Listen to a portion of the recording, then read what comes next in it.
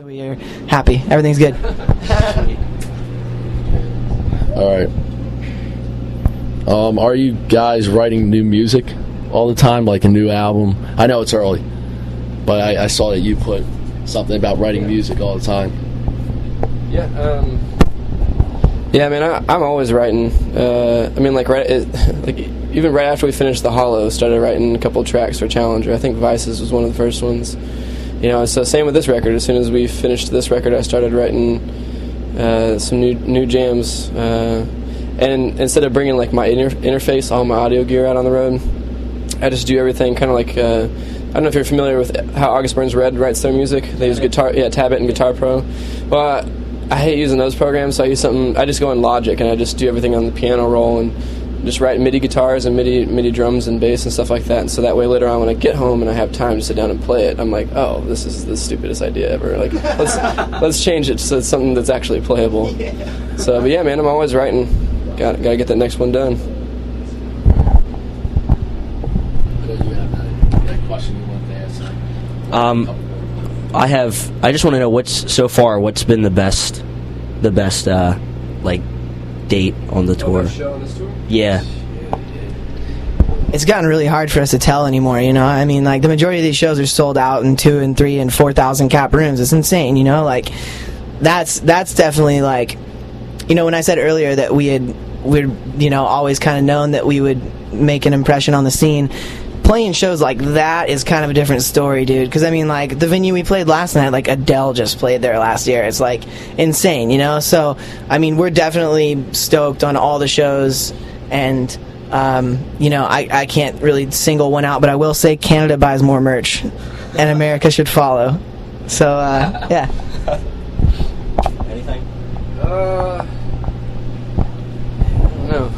Chicago and Detroit were awesome. Man, it's hard to say.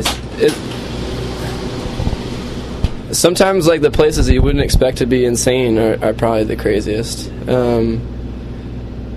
Even like that date off the tour from the Outbreak tour, when we did the Hawthorne in Portland, just that one-off headlining date. We headlined. And we hadn't been there in forever, and so we had no idea how the show would be, and it just been so long, and that show was nuts. Like, Crazy, man, and it was on the day before Thanksgiving. Yeah, the day before Thanksgiving, it was crazy. I know you guys are on a different label, but the Challenger, I heard similarities of the guitar riffs of Sleepwalking. I forget the one song. You probably know what I'm talking about. Is that something you might continue? Pretty much the way it goes, man, is I don't think about it in like a conscious way. I don't sit down and say like, oh, I gotta write something that kind of sounds like Sleepwalking, but it's still kind of heavy and blah blah blah. I just sit down and write, man. Whatever comes out, what comes up, and that's what you hear, and that's really just the way it goes. We don't really try and pre-plan everything. Everything you get from us is straight from the heart, and that's what comes out. But I will say Kellen can't change the fact that he's got Southern in his blood, and I think that those undertones, for people that understand theory and music and how it's written, will always hear those undertones in his writing. So, yeah. How much fun is it to see everyone getting into your music, like while you're on stage? It's refreshing, dude. Yeah. 3 years ago, we played enough shows for 10 or 15 kids that. We're really proud of what we've done and really happy to be here. It's insane, dude. I mean, like,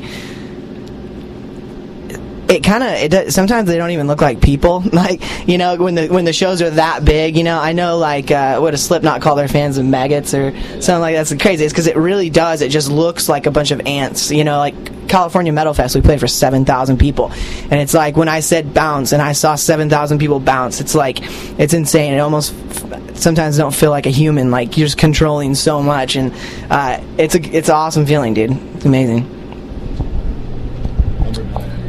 If you could make a dream tour with like 3 or 4 of your favorite bands, any genre, doesn't matter, what would it be? Kellen's dreams to play Ozfest, so we'll. No, I don't think they do Ozfest anymore. Maybe we'll get so big that they have to do Ozfest again for us. No, but honestly, dude, like, Yo, we're going to